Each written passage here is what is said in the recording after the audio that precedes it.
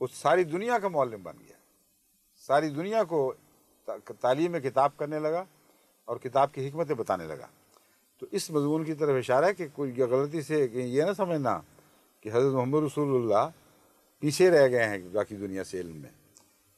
وَإِن كَانُوا مِن قَبْلُ لَفِي ضَلَالٍ مُبِينٍ، تھے کسی زمانے میں، گزر گئی وہ بات، اور یہ کہہ کر یہ بتا دیا کہ چلے کہاں سے تھے اور کہاں پہنچے۔ یعنی اس قوم میں سے ہونا آپ کی گستاخی، آپ کے لیے کوئی شرم کا موجب نہیں ہے، بلکہ کمال کا یہ موجب ہے کہ وہاں سے سفر کیا اور کہاں تک جا پہنچے۔ اور معراج کی حقیقت بھی اس کے اندر اس طرح داخل ہو گئی، ان کانوں میں ان کو پرانی باتیں ختم ہوئیں، اب تو علم و حکمت کے سرچشمے جاری ہو گئے ہیں۔ وآخرین منہم لما یلقوا بہم، کسی اور کا ذکر نہیں چل رہا، محمد رسول اللہ صلی اللہ علیہ وسلم کا ذکر چل رہا ہے، یاد رکھو۔ اور آخرین منہم، ان کے آخرین میں بھی مبعوث فرمائے گا۔ کس کو؟ کن لوگوں میں؟ کس کو کا ذکر ہی نہیں، کیونکہ سوائے محمد رسول اللہ کے کسی کا ذکر ہی اور کوئی نہیں چل رہا۔ پوچھو کس کو فرمائے گا، تو نام تو کوئی اور نہیں لیا۔ کیسے محمد کے سوا کوئی اور نام رکھا جا سکتا ہے؟ کیونکہ حضرت محمد رسول اللہ کا ذکر خیر چل رہا ہے، جن کی طرف بھیجا ان کا ذکر فرما دیا۔ وہ آخرین منہم، وہ ان میں سے آخرین ہوں گے کچھ، یعنی جس طرح یہ جاہل تھے ایک دفعہ پھر دنیا جاہل ہو جائے گی، یعنی علوم دینیہ سے بے بہرا ہوگی، ان کی حقیقتوں سے ناشنا ہوگی۔ محمد رسول اللہ پھر ان میں ظہور فرمائیں گے، مبعوث ہوں گے۔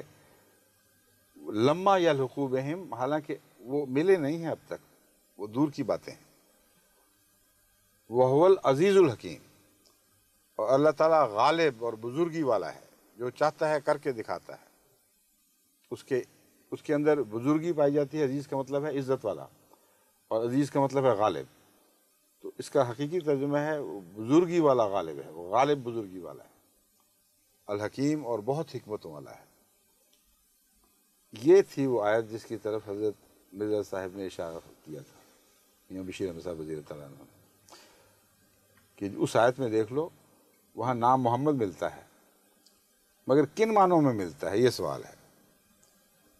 ایک ایسے غلام کے معنوں میں جس نے اپنا سب کچھ کھو دیا ہو اور آقا کا نام اسے عطا ہوا ہو، یا ایک ایسے شخص کی صورت میں جو محمد کا برابر ہو کر، اس کا شریک بن کر، بعد میں از خود اپنی عظمتوں کے ساتھ پیدا ہوا ہو۔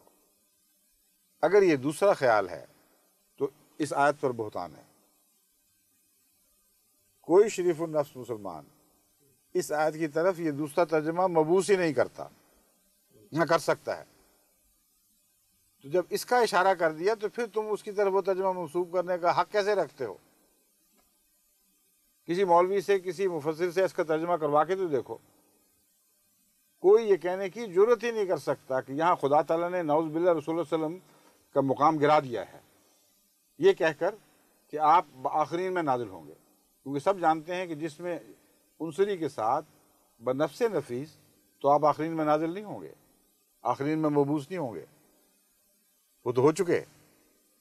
اس لیے یہ کہنا، اس آیت کا یہ ترجمہ کر لینا کہ خدا تعالیٰ نے نعوذ باللہ حضرت محمد رسول اللہ کا نام آنے والے کو دے کر، جو آخرین کی طرف آئے گا، اپنے رسول کا مقام گرا دیا اور آنے والے کو اس کا شریک برابر کر دیا، جو ترجمہ مولوی اس آیت کا یہ کرے گا وہ جھوٹا ہے، سارے دوسرے مولوی اس پہ لعن طعن کریں گے۔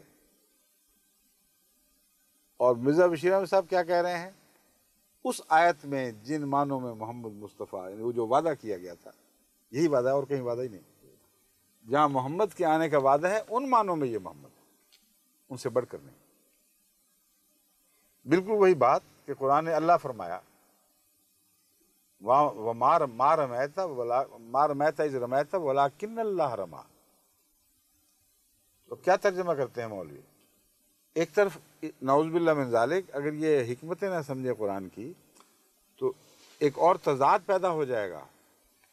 ایک طرف نعوذ باللہ من ذالک محمد رسول اللہ کا مقام اتنا گرا دیا کہ یہ کہہ دیا کہ بعد میں جو آئے گا وہ اپنے طور پر محمدیت کی صفات لے کر اٹھے گا اور اس محمد کا شریک بن کر ایک اور محمد اتر آئے گا. یہ ایک طرف یہ معنی کر کے وہ قرآن کی گستاخی کریں گے اگر ایسے معنی کریں، اور دوسری طرف کہیں گے کہ مرتبہ اتنا بڑھا دیا کہ اللہ کے ساتھ برابر کر دیا اور کہا یہ بین ہی اللہ ہے. تو پھر ایک اللہ نے تین اللہ تو بن گئے. پھر تو ایسے ترجمہ کریں تو پھر تو عیسائیت ہی کو مان لو. ایک اللہ، دوسرے محمد رسول اللہ صلی اللہ علیہ وسلم، قرآن کہتا ہے اللہ، اور تیسرے آنے والے کو محمد کہہ کر اگر وہ اللہ تو پھر وہ بھی اللہ. تو عقل نہ رہے تو اسی طرح تثلیثیں پیدا ہوتی ہیں. جہالت کی پیداوار ہے شرک. اس لیے یہ ترجمہ کرنا ہی بیہودہ اور جہالت کی بات ہے، صرف عوام الناس کو اشتعال دلانے والی بات ہے. محمد کہہ دیا. یہ ویسا ہی ہے جیسے مستشرقین نے قرآن پر حملے کیے ہیں. کل بھی میں نے یا پرسوں عبارتیں بعض پڑھی تھیں، ان میں ذکر تھا کہ مستشرقین نے قرآن پر حملے کیے ہیں یہی آیتیں نکال کر کہ تم موحد کہتے پھرتے ہو، یہ تو اللہ کا دعوے دار ہے اور کھلم کھلا لکھا ہے، اس میں کسی شک کی گنجائش نہیں. تو جاہل تو مشتعل ہو سکتے ہیں جن کو کچھ علم نہ ہو، جن میں تقویٰ ہو، دیانت ہو، جو قرآن کریم کے مضامین سے واقف ہوں. وہ جانتے ہیں کہ یہ محاورے ہیں، یہ آقا کا نام غلام کو دیا جانا آقا کی عزت گرانے والی بات نہیں، غلام کی عزت افزائی ہے. لیکن عزت افزائی غلامی کی حد تک، اس سے آگے نہیں. غلامی کے دائرے سے نکل ہی نہیں سکتا. بس ذل اگر ویسا ہو، دکھائی دے جیسا اصل ہے، تو ذل کے آئینے کا کمال ہے، لیکن ذل کی ذاتی خوبی اور کوئی نہیں ہے. جس نے نقالی کی ہے وہ نقالی ہے، اس نے تو دوسرے کو دیکھ دیکھ کر اس سے اپنے نقوش سنوارے ہیں. بس اس لیے اصل ہی رہتا ہے. جس کو ہماری ساری عبارتوں میں حضرت محمد رسول اللہ کو اصل قرار دیا گیا ہے، حضرت مرزا غلام احمد صاحب کو ذل، اور آپ کا عکس، اور آپ کا تابع، اور آپ کا غلام، اور حضرت مسیح موعود علیہ السلام کو اپنی عبارتوں میں ملتا ہے میں آپ کا آخر ادنا چاکر ہوں، ادنا غلام ہوں. یا سیدی انا آخر الغلمان. یا سیدی انا آخر الغلمانی، اے میرے آقا میں تو آپ کے غلاموں میں سے سب سے آخر ہوں. یہ جس نے باتیں کہی ہوں، کھول کھول کر ساری کتابیں بھری ہوں، اس پر اس طرح کے الزام لگانا یہ تو صریحاً ظلم ہے. اب سنیے اس آیت کے متعلق ایک اور سوال.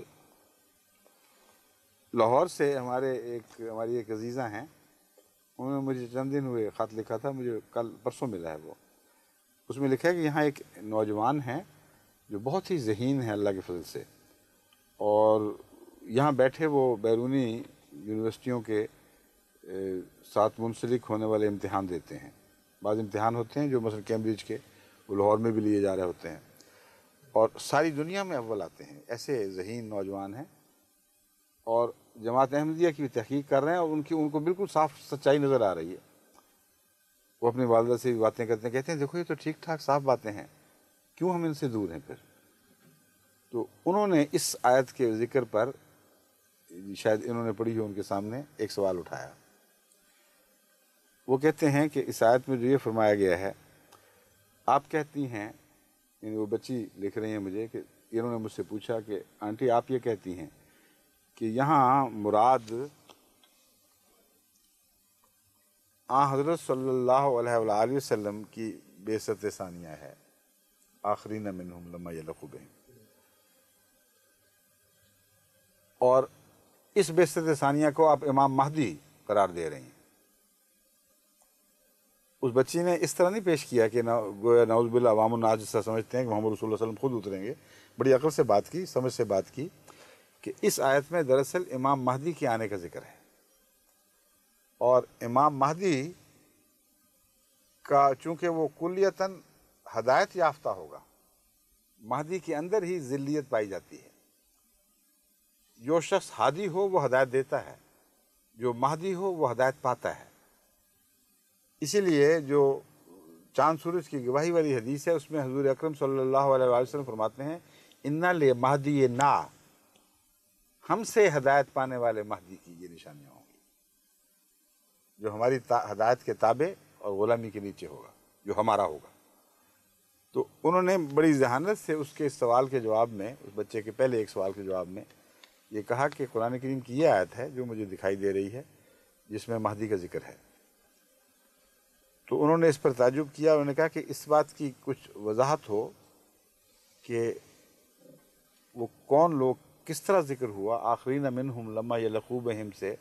تو کہتے ہیں ہم تو یہی سمجھتے ہیں اور ہمیں یہی سمجھایا جاتا ہے کہ مراد یہ ہے کہ حضرت محمد رسول اللہ ہی اولین کی طرف بھی مبعوث ہیں اور آخرین کی طرف بھی مبعوث ہیں، یعنی کوئی نیا نازل نہیں ہوگا۔ یہ تھا سوال اس بچے کا بالآخر۔